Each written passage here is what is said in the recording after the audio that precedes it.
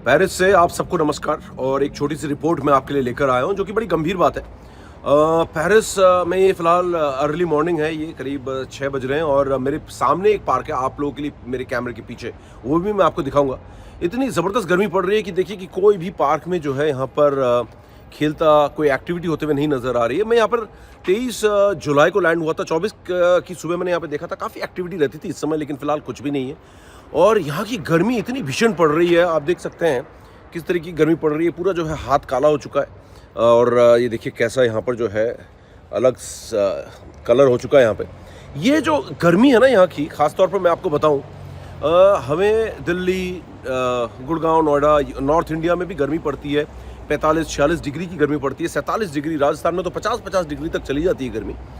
लेकिन ऐसी गर्मी महसूस नहीं होती जैसी यहाँ पर हो रही है। इतनी तेज़, इतनी मतलब ज़बरदस्त गर्मी यहाँ पर पड़ रही है जिसका आप अंदाज़ा नहीं लगा सकते। आप पूरे जल जाएंगे यहाँ पे थोड़ी ही देर में धूप में अगर निकले। जैसे देखिए मैंने चश्मा पहना हुआ है तो ये मेरा वाइट है, ये देखिए जहाँ पर वॉच पहनता हूँ कितना फ़र्क आ गया है दोनों में। तो मुझे ऐसा लगता है कि इस गर्मी का ध्यान शायद पेरिस ओलंपिक गेम्स ऑर्गेनाइजर्स को रखना चाहिए था, क्योंकि अब हाल ये है कि एथलीट गर्मी में झुलस रहे हैं। रूम में एसी नहीं है, होटल्स में यहाँ पर एसी नहीं होते, हर कोई गर्मी में यहाँ पर झुलस रहा है। तो मुझे लगता है कि इस बारे में ध्यान रखना चाहिए था। सस्टेनेबिलिटी यानी कि बाद में उस चीज़ को फिर से रखें कैसे, फिर उस चीज़ को मेंटेन क्यों किया जाए जब उसका यूज़ ना हो। तो इसलिए यहाँ पर बहुत सारी चीज़ें लगाई नहीं गई और इस वजह से एथलीट्स को बहुत परेशान हुई है। खाने की बहुत सारी खबरें आपको हमने पहले दी कि खाना ख़त्म हो जाता है, एक चीज़ ख़त्म हो जाती है अगर उसको चिकन खाना, चिकन ख़त्म होता है तो बोलते हैं आपको प्रोटीन चाहिए तो दूसरे सोर्स से ले लीजिए, हम उसे रिफ़िल नहीं करेंगे।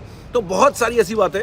और यहाँ पर IOA ने मेडिकल रूम्स भी बनाए थे और कोल पॉड्स बनाए थे, जैसे स्पेसक्राफ्ट में होता है ना, उस पॉड में घुस जाइए, ठंडा हो जाएगा आपका पूरा बॉडी और आपके मसल और वियर एंड टियर ठीक हो जाएगा।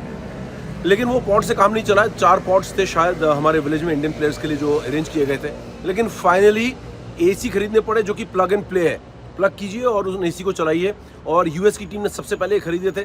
सिमोना बाइल्स जो कि सबसे जानी पहचानी एथलीट जिम्नास्ट है, उन्होंने तो ये कहा था कि आप मेरे बालों की बात मत कीजिए, क्योंकि जिस बस में मैं बैठी हूँ वो उसमें ऐसा लग रहा है जैसे 45 डिग्री टेम्परेचर है और हमें जो है यहाँ पर 40-45 मिनट ट्रैवल भी करना है, तो और बस में AC भी नहीं है। तो बहुत ही रिकवरी वाली जब बात आती है तो बड़ा मुश्किल हो जाता है। आप देख रहे हैं कि किस तरीके से जो है लाइट जो है अब ब्राइट होती जा रही है आसमान की भी। तो 40 AC गवर्नमेंट की मदद से यहाँ पर इंडियन ओलंपिक एसोसिएशन और एम्बेसी ने, इंडियन एम्बेसी इन फ्रांस जो पेरिस में है, उन्होंने 40 AC हमारे खिलाड़ियों को मुहैया कराए हैं और इसकी परमिशन ली गई गेम्स ऑर्गेनाइजर से और उनको दिया गया है।